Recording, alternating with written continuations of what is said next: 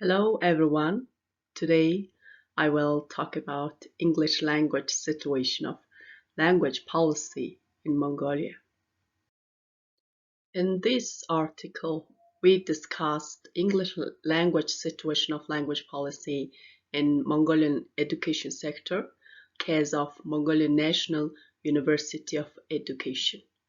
The paper uses Baldauf and Kaplan's framework of language and education policy goals to analyze policy on EFL in Mongolia and makes brief introduction on curriculum policy and evaluation policy. These are the basis for understanding language and education policy and issues associated with its implementation. Purpose of this article is to discuss that the result involved in language policy implementation is necessary not only for achieving next level of the language, but also for achieving program objects and aims. So we generally focused on curriculum policy and evaluation policy and also made statistical analysis. By developing and implementing language policy and planning based on the latest scientific and research achievements, we will not only be able to develop and protect our mother tongue, but also share the rich historical and cultural traditions with other countries around the world. According to the survey, the theoretical works and concepts of domestic and international scholars on modern social linguistics, language policy, and planning were analyzed as follows. The current approach to language policy and planning is based on four main goals of language planning. First one is language status planning about society, and language corpus planning about language, and language acquisition planning about learning, and prestige planning about image. Language policy planning needs to be considered and refined comprehensively based on this goal, which is an achievement of modern research work. The main reason for the dominance of language is that countries are choosing English as scientific language in order to avoid lagging behind in business, economics, and technology. There are two main approaches to learning English in some countries around the world in terms of foreign language policies and decisions. First one is ESL.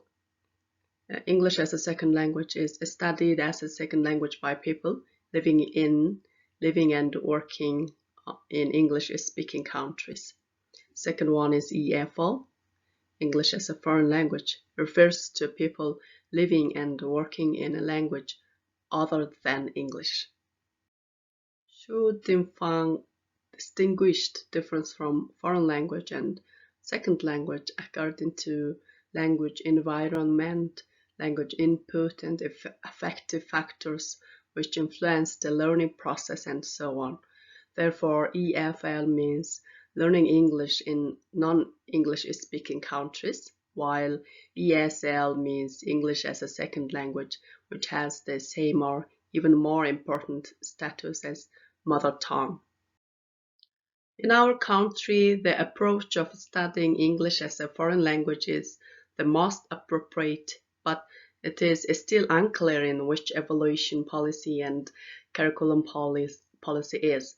Experience in studying English in Asia and the Pacific shows that India, Malaysia, Singapore study English as a second language, while South Korea, China, Japan, and Thailand study English as a foreign language.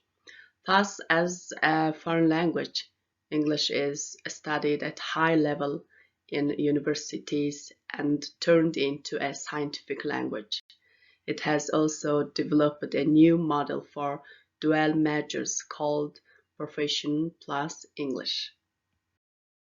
However, in evaluating the government's English language education programs in Mongolia, the position of English language is higher than other foreign languages, and a great deal of effort has been put into its dissemination.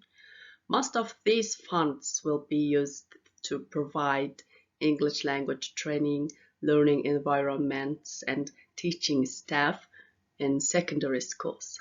However, the list of schools in the top 10 of the general admission test scores shows that most of them are non-governmental schools. Although the Mongolian government has relatively high budget for education, especially at the secondary level, the results have been poor due to lack of control and accountability in policy implementation.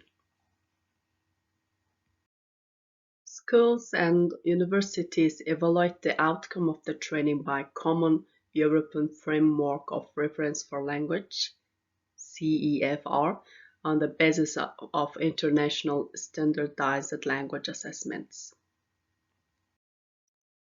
5 to 12th grade English curriculum is planned to be A to B1 level, but the English language proficiency score for university entrance is declining every year. For example, in 2018 to 2019 academic year, less than 12% of the 1,200 freshmen got B1 level. An overview of the English language curriculum, materials, assessment, and personnel policy shows that universities couldn't provide advanced training because of secondary school don't provide knowledge and skills in accordance with the curriculum. While the teacher evaluates his or her own work and gives the students a score of 80 to 100 according to the curriculum, the educational institution still recognizes the assessment without external monitoring and evaluation. Just as any foreign language training center in Mongolia can test English level for free within 30 minutes on paper or electronically, as school assessment and monitoring specialists or related staff can test students' English language proficiency each school year. Then level can be assessed.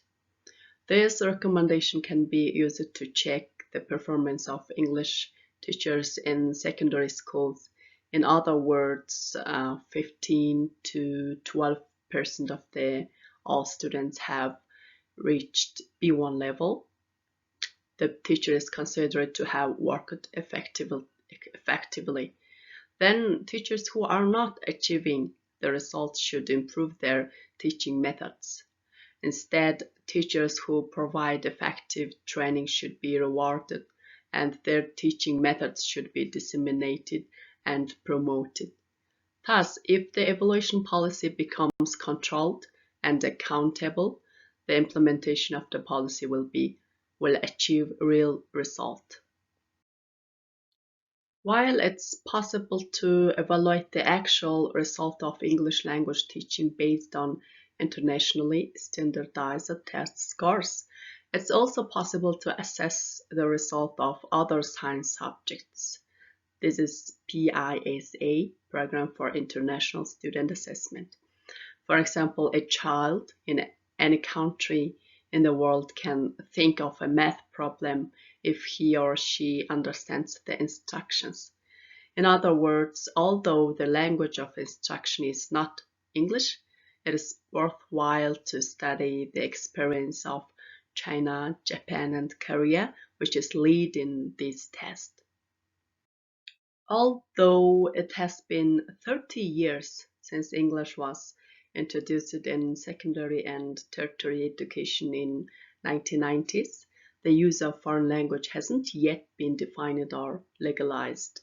However, Article 4.7 of the State Policy on Education, approved by Parliament Resolution number 12, in 2015, it states that foreign language training shall be organized in accordance with the full acquisition of basic mother tongue skills, and English shall be the main foreign language taught at school.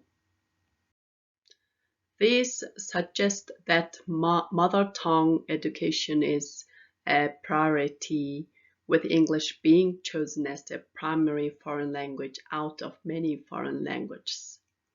In addition, Article 6.3 of the Law on Mongolian Language states that foreign language may be taught from 5th grade onwards in schools, other than those that provide foreign language training and are licensed to teach foreign language in accordance with the state permit. The start date of the training. Here are two important aspects of language acquisition planning. First, the issue of teaching in a foreign language, which is directly related to the concept of language of instruction, should be decided by a state license.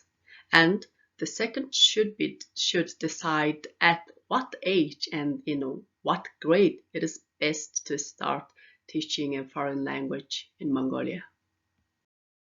We need a national standard for English language teaching in Mongolia and a national assessment system for external monitoring to assess the level of knowledge, skills, and quality of students.